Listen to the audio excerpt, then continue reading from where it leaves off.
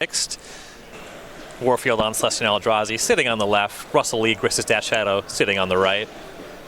This is likely a matchup where play draw is going to be a factor. You have a Noble Hierarch deck versus a Thoughtseize deck.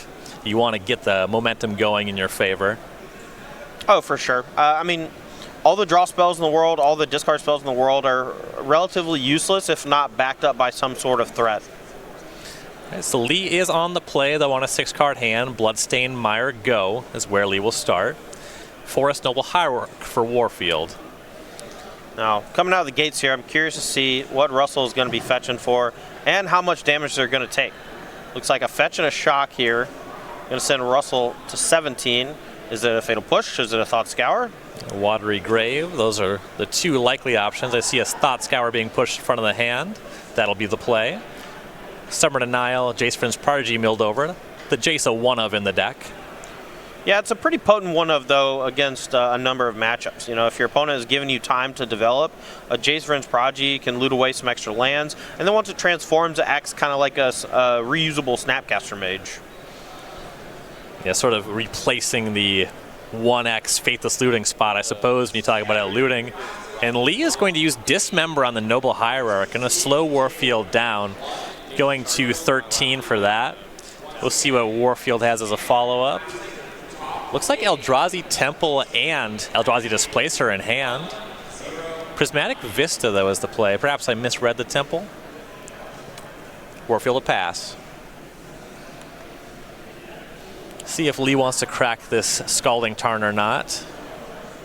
That'll be fetched away. The life total does need to be updated. It was a Dismember, so Lee should be going to 12 off of this, depending if the land is tapped or not. That'll be tapped Blood Crypt. Lead is 12. Plenty of cards in graveyards, so we could see a Gurmag Angler here. Yeah, and no shock from the Blood Crypt might mean that there's no Death Shadow, and that's good news for Allie. We'll see just what Russell has to deploy this turn, if anything. I saw a promo Snapcaster Mage hanging out over there.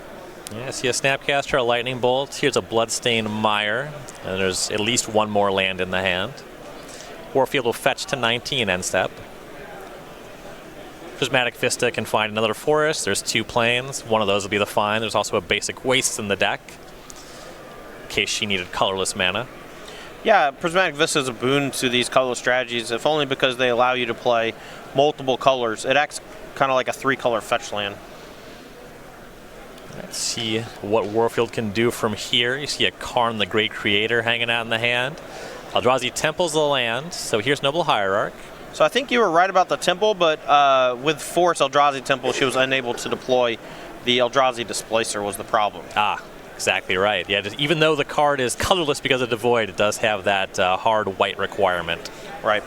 So a bit of tension there in the casting costs among a lot of these Eldrazi, simply because of the harsh colorless requirement on some of them. And this time, Lee is going to take some damage, fetching for an untapped Watery Grave going to 9. It's a bit dangerous, just because a lot of times the Eldrazi deck just hits the 5th mana source, casts Reality Smasher, and all of a sudden, you know, you're one more swing away from death. But you have to imagine a Snapcaster Mage is coming here off the fetch. Dismember, though, if it's the target, it's going to end up dealing a boatload of damage to Russell. It's just going to be Thought Scour off of the Snapcaster Mage. Street Wraith Snapcaster Mage flipped over. The draw was another Thought Scour. Ooh, there's a pickup. Lee draws Death Shadow for turn. Yeah, but with Eldrazi Displacer at the ready, it's not going to be a huge threat until Russell actually deals with the Eldrazi Displacer. It'll force Allie to hold up some mana if she doesn't want to get combo killed with like a Temur Battle Rage or something. But with Allie at 19, it's going to be a little while. So we have the combination of Mistress Bobble fetch land. You saw the Bobble. Looks like no quick fetch. There's the Lightning Bolt, so Displacer down. Here's an attack with Snapcaster Mage. Warfield to 17. Yeah, now this is really bad news for Allie. She's going to need a big turn on the follow-up. Hopefully something like Path to Exile plus a threat. All right, there's a Path in the hand. Could have Path and Karn on this turn. Now, if I'm Allie, I might actually lead off here with the Karn as a bait for a Stubborn Denial. hope that gets countered, and then Path to Exile the Death Shadow when the shields are down. Lee drew the card that was left there with the Mishra's Bauble. Looks like a Teamer Battle Rage. And a Fatal Push is the hand. Okay. Warfield starts with Path to Exile in the Shadow, and that works. Yeah, that's good news for Allie. Death Shadow out of the way. No Stubborn Denial means that the Karn is also probably going to resolve. And now it becomes a question of what do you actually search for. In her sideboard, she has 1 copy of Batterskull, which seems like an okay thing to go get in this spot. In Snaring Bridge, it's really hard for the Shadow deck to win through attacking, or win without attacking, but they do have 2 Kolaghan's commands in the main deck that they can find. The Mycosynth or Liquid Metal Coating, those are not really great in this spot. You have to imagine Karn is not going to survive for too long. And then Walking Ballista, which can take care of the Snapcaster Mage, might be a pretty good one. Warfield's going to think it over. If she has a 5th mana source in hand, I think that would be a good hit. But, you know, turning lands into artifacts and then plussing the Karn is also pretty sweet. So Liquid Metal Coating was picked up. When I hear the word Liquid Metal Coating, I think of a bunch of these like weird draft decks I used to have where I was trying to use Liquid Metal Coating plus the abundance of shatter effects during Scars of Mirrodin Unlimited. And it works pretty well with Karn. You know, it shuts down certain activated abilities of permanence, which is nice. So the Snapcaster knocked the Karn to 1. I think that's why you saw Warfield grab the Coating too, just because she'll at least be able to use that to Stone Rain Lee from here. Yeah, and that's going to cut him off of red. And with Allie having a backup, Karn the Great Crater, it's not that big of a deal if this one dies. You see Russell has a hand that has Fatal Push. There's a chance they use the Fatal Push to kill the Noble Hierarch and then cleanly kill the Karn. And then Allie can just deploy the second one, go get Walking Ballista or Batterskull or what have you. This time Warfield has that Noble Hierarch potentially on defense. We'll see if Lee wants to Fatal Push it just to get through and hit the Karn. That is the play. Karn down. But now this new Karn, you know, normally you see a Karn the Great Crater and immediately minuses. There's a chance Allie just goes Karn, tick up on your land, Liquid Metal Coating, destroy it. No follow-up for Lee, so presumably no more threats picked up. Warfield's going to crack Prismatic Vista at the end step to 16. Forest and Plains pretty interchangeable here with that Talisman of Unity. She'll find a Plains. There is a 1 of a Snaring Bridge that Allie could go play. If she has another land, she could go Karn minus a Snaring Bridge and then have most of the threats locked down from Russell's side, and then eventually get Mycosynth Lattice and go for that route. Pickup was Eldrazi Displacer, so you could see Warfield just cast both of these things, use the Coating to Stone Rain. Yeah, and that'll also put Karn at 6 loyalty, which is gigantic. That really lays up to Mycosynth Lattice on the following turn, if that's what we see. You have to be mindful of Lee having some kind of interaction. Like that Warfield led on the Karn, you don't want to go Displacer and then get Stubborn Denialed.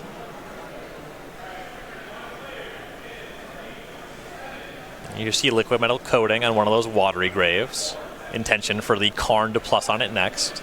Now, Russell has actually floated mana here, or else it actually just gets locked down by the Karn's ability until end of turn.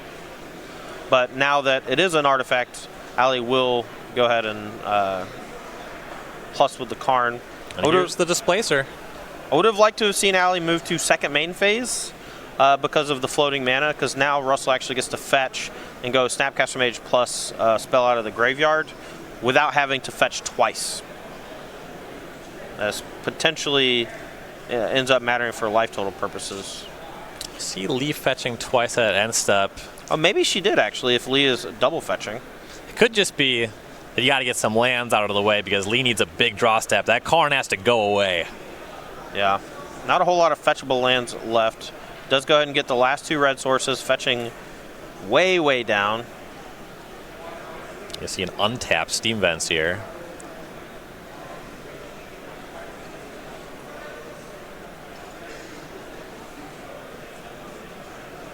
So there's Snapcaster Mage. Targets Lightning Bolt. It's probably going to take care of the Displacer. Yep, Displacer down. And now Lee can use that Teamer Battle Rage to attack with both creatures, and that does get the Karn. Yeah, and with Allie having no cards left in hand, it's going to leave her resource light. Does Russell want to burn it? It might be worthwhile because your lands are still going to be under duress. Little miscommunication. I think Lee wants to perhaps cast the Battle Rage. Damage hasn't been announced yet. There it is. All right, 6 damage, takes care of the Karn. Now we're going to have a follow-up with Gurmag Angler. Pretty good turn cycle for Lee, if I do say so. Yeah, turn things all the way around. Now the pressure is back on Warfield. Draw, go. Yeah, and here's 9 damage coming through. If Allie doesn't hit something good on this next turn, we're going to game 2. Warfield to 7, looking for a Reality Smasher. That would be the biggest hit. Well, Thought-Knot's here. Takes a Thoughtseize, but that has to jump in front of the Gurmag Angler is the problem. Yeah, just one life point kind of off of being able to eat a Snapcaster Mage. Lee draws and casts Thought Scour. Now we see an attack with all the creatures. Warfield at 7 will put the Thought Knot in front of the Angler. Lee will draw a card. Yeah, and a Death Shadow for Lee means that even a Reality Smasher here is not going to get the job done. Ancient Stirrings for Warfield. Oh, I thought he had Death Shadow. I was the Inquisition of Kozilek. I messed up. Never mind. A 5-looker and missed. There's a Displacer in the holding, but that can only displace one thing. Yeah, but it can block displace the Gurmag. Snapcaster, displace Gurmagler. Yeah, that might be good enough. At least to buy a turn. Yep. Don't really like just having to displace a Snapcaster Mage. No. So here's Displacer. Now the pressure on Lee to draw something. Looks like a Mishra's Bauble. That's not something. And I think that Lee just has a discard spell, and I don't know the third card. If it's Fatal Push, then he'll be able to turn on the Mishra's Bauble, or the Revolt with Mishra's Bauble. I think it is a Fatal Push. Ugh. Yeah, that should seal it here. Warfield's at 3. The 2 Snapcaster Mages will get across. That is brutal. Game number 1 going to Russell Lee. What looked like Allison in a really great position there, just turned around so quickly, but that is the power of Death Shadow. You have cards like Snapcaster Mage, which not only act as additional removal spells or card draw in spots where you need them to be, but they also attack. And when your life total just completely goes from 16 all the way down to 7 and 1 attack from a Gurmag Angler and a couple Snapcaster Mages, just completely changes all the combat math and racing scenarios. So players going to sideboards. Allie Warfield on Selesnya Eldrazi featuring Karn the Great Creator. So you're seeing a sideboard that's largely artifacts that Karn can grab. The only non-artifact cards, those 2 Dismembers. There are some redundant artifacts with the idea being you can board some copies in. Right. The Damping Sphere, the Grafdigger's Cage. They don't really play here though. Yeah, I think the only card I really want to bring in if I'm Allie is the 2 Dismembers. I might want to bring in the cards that are just okay to cast, like Batterskull or Walking Ballista, if you have cards in your main deck that you definitely want to get out of there. I don't know that there are that many cards. I mean, most of her deck is full of creatures. I haven't been too impressed by Talisman of Unity, but it's a part of the mana base, and it's hard to justify cutting cards like that. Mm-hmm.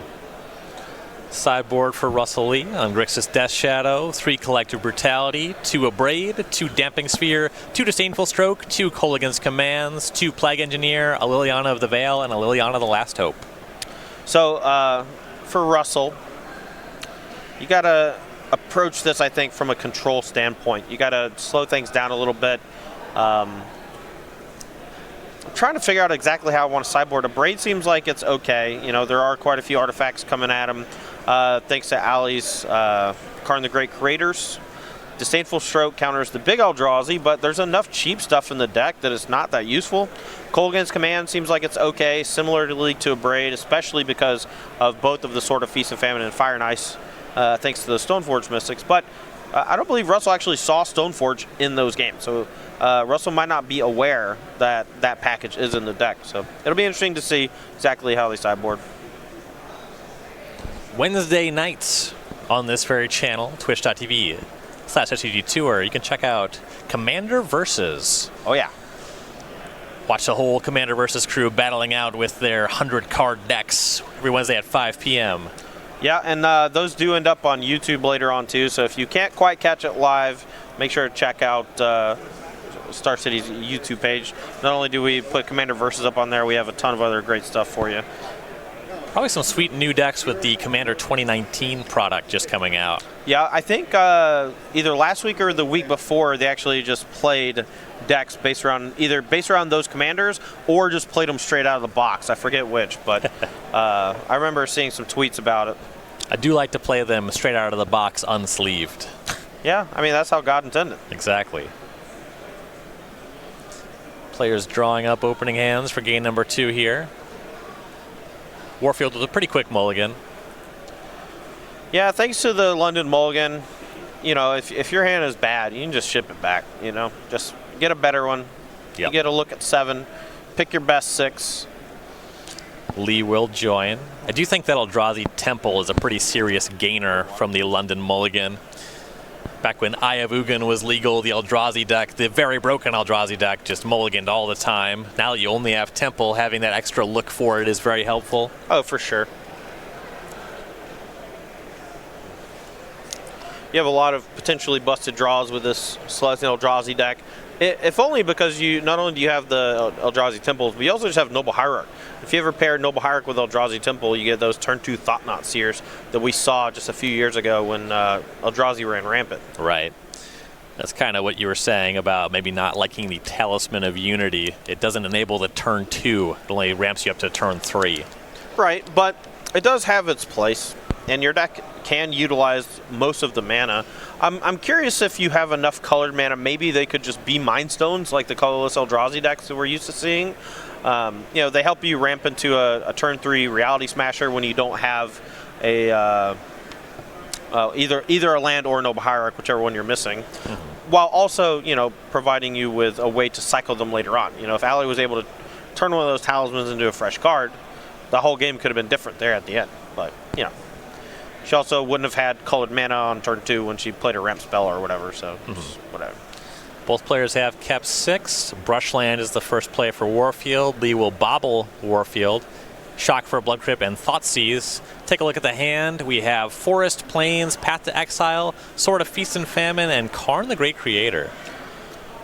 This is contextual. I would have to assume that Russell is either taking Path to Exile or Karn the Great Creator, especially when Russell has access to so many copies of Kolaghan's Command between main deck and sideboard. So Karn was hit. So Lee at 16. Warfield just had Plains go, and Lee misses on the second land, and there's a Thought Scour in hand with no blue mana. Warfield picks up and casts an Ancient Stirring. Is going to 19 out the Brushland. Yeah, the Death Shadow deck can operate on one land quite well, though. Eventually, when it does draw the second land, that's usually when it goes into turbo mode. Unfortunately for Russell, it's just a Blood Crypt instead of one of those watery graves. Warfield grabs Cavern of Souls, passing over a Karn the Great Creator. Cavern of Souls named Eldrazi. You see Lee drawing and cycling some Street Wraiths, down to 12 off of 2 of those.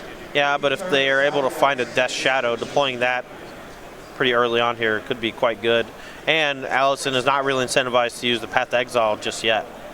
Right, with Lee missing that second land, a path would open up blue mana. So here's a 1/1 Death Shadow. We'll go over to Warfield, not casting the path. It's just a Death Shadow, Michael. What could it be? A 10/10? Well, here's a much better way to check the shadow. Eldrazi Displacer. Yeah, that's a nice one. Not only is the body slightly larger, but oh, here comes Thoughtseize here. Allie gonna go ahead and fire off the path. Yeah, path in response, we see a hand of Thought-Knot Seer, Sword of Feast and Famine. Woo boy. This could get real nasty. If Russell takes the Thought-Knot Seer, if Allie draws a land, things are gonna get real bad real fast. Yeah, Displacer with that sword is ugly. That is a lot of mana. Protection from black and more than 3 toughness. And it just keeps blinking out your creatures. Yeah, at that point, Russell's going to need one of those disenchant type effects to get rid of the sword before they can even deal with the Displacer. Land? don't think it was a land. I think it was another Path to Exile, which is also okay. Russell did have a backup Death Shadow, if I'm not mistaken. So you see a cast of the sword and attack for 3.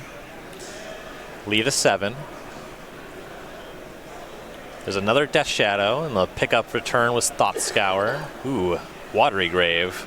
Lead a 5.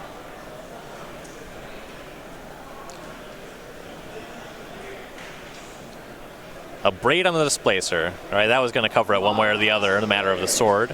And there's the Death Shadow. Path to Exile will cover it while Lee is tapped low.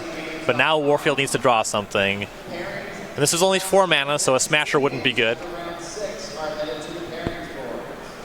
Ugh, Talisman of Unity. I saw the 2 mana. I thought it might have been a Stoneforge Mystic. I was hoping. Yeah, the deck is really dense with threats at the moment. A lot of cards off the top are quite good, but Russell here getting to untap at 5 life with no threat on the opponent's side of the battlefield, and you have to imagine that they're pretty happy with the current situation, you know. Lee fetches to 4.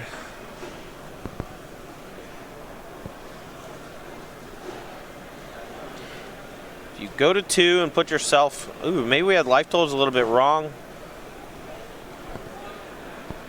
It's an untapped Blood Crypt. Now Lee at 2. Okay. Maybe the Blood Crypt was announced. The judge says Russell's at 2. Russell's at 2.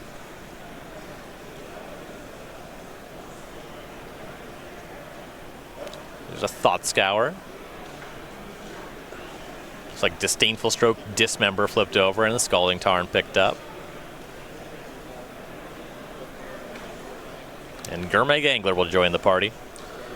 Yeah, and if I'm not mistaken, Russell does have a Kolaghan's Command in hand, so that Sword of War or Feast of Famine is no longer a substantial threat. Neither is the next draw step, most likely. Sure. Yeah, that would be a pretty good 1-2 punch. Blow up the sword, make Allie discard the card drawn for turn, and with her deck operating mostly at sorcery speed. So there you see it. Draw step, destroy your sword, and discard your Reality Smasher. Wow. Angler comes across, Warfield to 14. Smasher off the top. That would have been a good top deck. Smasher off the top. Smasher! Oh! Oh, that's not Seer. Not quite. All right, still pretty good. Take a look at the hand of Inquisition of Kozilek, Temur Battle Rage. Make that the hand of Inquisition of Kozilek. Yeah, I'm going to take that TBR. That's the one that can potentially smush me in a turn or 2. And now the Angler has to hang back. Top deck. Come on! Just a draw and a go from Warfield. Warfield's had a number of great finishes here on the SCG Tour, but has yet to crack into one of those top 8s. Looking for her first here. Got a lot of ways to go. She wants to get there, but step 1 was drawing a threat that made that Gurmag Angler have to sit back. Draw a go in this position is really interesting because there's not that many cards in Warfield's deck that you wouldn't just cast. Right. Haven't been able to get a look at those cards. They just have to be lands. That's my assumption.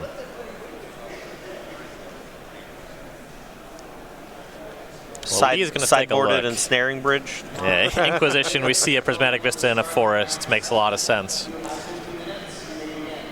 So Russell is going to crack the fetch now after looking at the top card with the bobble. Going to 1 to do so. Right. Warfield here can win the game with a Karn, the Great Creator, fetching Walking Ballista if it's still in the sideboard. She can win with a Reality Smasher. Any creature's going to put her in good shape. Path to Exile. How about that? That might be it. That might be the one. Path to your Angler. Who's dead? Thought Scour here. Respond with Thought Scour. Gotta find Stubborn Denial. Or Snapcaster Mage on a Fatal Push or a Fatal Push itself. Yep, that would play too.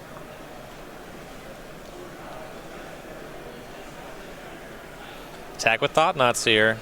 Russell goes digging through the graveyard. You have to assume here comes a Snappy Boy.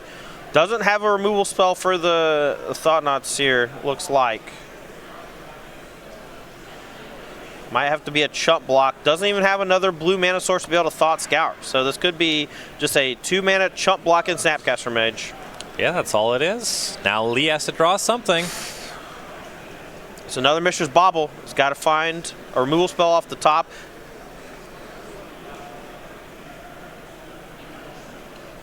So check on Bobble, and Lee picks him up. What a game. Warfield ends up squeaking out game number 2. We're going to 3. And that was a really odd game. Russell dealt, 15 damage or so? Maybe more? Maybe all 19? I don't know. Maybe a Displacer hit one time? Yes, it did. It did because Warfield missed on the 5th land for the sword, so it connected that one time. That's right. But that wouldn't even matter because the Thought-Knot Seer would do 4 instead of 1. Sure. Well, there's I mean, that's because I'm saying Russell dealt so much damage to themselves, right? Like, if they had not fetched 1 extra time, that's like a whole attack plus another like that they could have made into the face of the Thought-Knot Seer, taking a swing for 4. Russell did draw a Temur Battle Rage, a second one later on, and that could have potentially stolen the game there. Yeah. But, you got to use your life total to manipulate your deck and stuff, so. The decision points on your life total, fetching, shocking, what have you, are just incredibly complex with the deck, Shadow deck. Yeah, and things can feel right at the time, and then 5 turns later, you're in a situation where, doing it the other way would have been better, and, Right. Over on StarCityGames.com, we got a sale going because we've always got a sale going, and right now it's the foil sale. Ooh. You can check out at go.starcitygames.com/sale. Maybe your thing is signature spellbook Jace Brainstorms. Maybe it's sweet foils from Ultimate Masters. Who knows? I don't even know what Fraction Tower does. Sacrifices a creature to make 2 black mana. Oh, that one? Okay, yeah. I just had that art in my brain did not make sense. Sure. I just assumed it was a commander card. Yeah, that is. That was one of those cards where they reprinted it, and I was like, did they get rid of the reserve list? But no, that card was just not on it. Gotcha. Saga's weird. There's like 20 cards from it. Show and Tell got me too. I was like, I don't think they can do that. But Sneak Attack, Show and Tell somehow escaped the reserve list, and now they're the most expensive cards from the set. I think one of my favorite ones is that City of Traders is on reserve list, but Ancient Tomb is not, and in fact it's been reprinted a couple times. So when people talk about that, like, no reserve list legacy format, I'm like, I can play Ancient Tomb in your format, but not your format doesn't make sense. Yeah. Nobody wants to play that. Well, the only reason it makes sense is to punish Wizards of the Coast for doing some weird thing for collectors 20 years ago. It made a lot of sense when they did it. I mean, to be fair. Did it? Yes. The game would have not succeeded if they didn't do it. That's just a fact. Okay. All right, players underway for game number 3. Wow, I'm sorry. That touched the nerve, it's just true. Okay. Look, I don't know. I'm just a small boy. I don't know anything. It looks really bad now. All right, Lee underway, fetching to 19 at the most. I assume 17, possibly 15. Watery Grave. I think me and Ryan just became enemies. Oh, yeah, we're fighting. Shut up, Todd. You don't know anything. All right, Russell leads off with the Thoughtseize here. This is a great start just because it puts him down to 15. There's a good chance he's able to deploy Death Shadow next turn. All it takes is a fetch and a Shockland out the deck. And Russell's able to take away the best cards from Allie's hand, potentially disrupting her first few turns. This is an interesting hand. We have both swords, Fire and Ice and Feast and Famine, Path to Exile, Ancient Stirrings, Horizon Canopy, Prismatic Vista, Brushland. Yeah, this one is an okay keep in the face of a bunch of discard because you have lands and you have spells. Ancient Stirrings can find one of your better cards. You have a Path to Exile for one of the bigger threats, and this is better than most 6-card hands, but at the same time, having both your swords means that the second Soulforged Mystic is basically dead, and the first one can only get Batterskull. I don't know. Looking at a Thoughtseize bug here. Path to Exile was taken, Path to Exile was drawn. Brushland, Ancient Stirrings for Warfield, going to 19 to do so. I only call it the Thoughtseize bug when you scry to the bottom and it's still on top. that was a literal bug. Sure. They admitted that sometimes with like Ponder and Preordain, if you click top, the game thought it said bottom. Yikes. Yeah. That is the correct response to that, is yikes. Ancient Stirrings finds Karn, the Great Creator. We'll go back to Lee. Starts the turn with the Polluted Delta, going to 14, maybe 12. Wouldn't be surprised to see just like one of those nutty sequences from Shadow here where turn 1 discard followed by turn 2 discard Death Shadow. You know, you just make sure that the coast is completely clear while also just stripping your opponent of any real defenses for the powerful 1-mana creature. Delta finds Blood Crypt untapped, so it is 12. Here's Death Shadow. It's a 1/1. Blue mana up, has Stubborn Denial, but that's not quite good enough to protect the Shadow right now. Draw for Warfield was Reality Smasher. Land number 2 is Prismatic Vista. See if and when that Path to Exile goes for the Shadow. Here's Polluted Delta, so that represents just making the Shadow a 4/4. And I believe Lee has a Street Wraith in hand as well. So it's not hard to turn on Stubborn Denial. Here's a fetch to 11. Yeah, you might see Warfield really regret not using that Path to Exile on upkeep.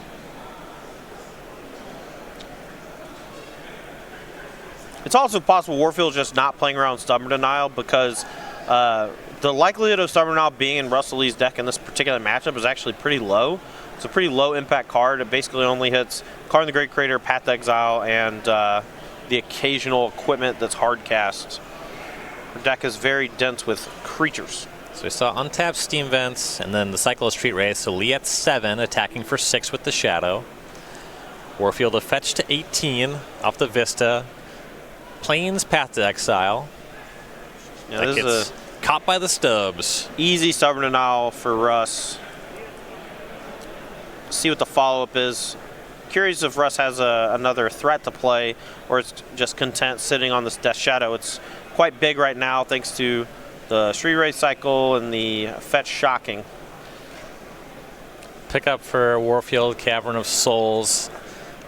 Hand has some swords and some uncastables. Warfield just passes after playing the Cavern. Eldrazi was the name.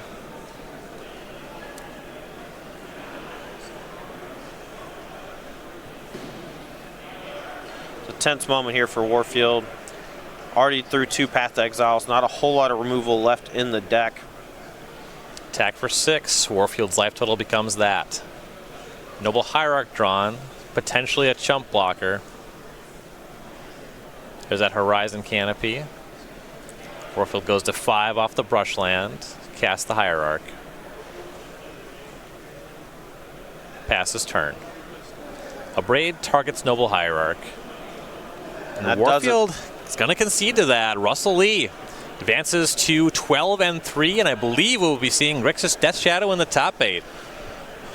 Yeah, Breaker should be good enough. You know, we talk a little bit about Death Shadow here on the SCG Tour. A lot of times the deck is, I don't want to say made fun of, but a lot of people like to trash Grixis Death Shadow as being unplayable. I know that I myself have mentioned it a time or two just because there are draws that look fairly anemic. Yes. But Russell Lee putting up a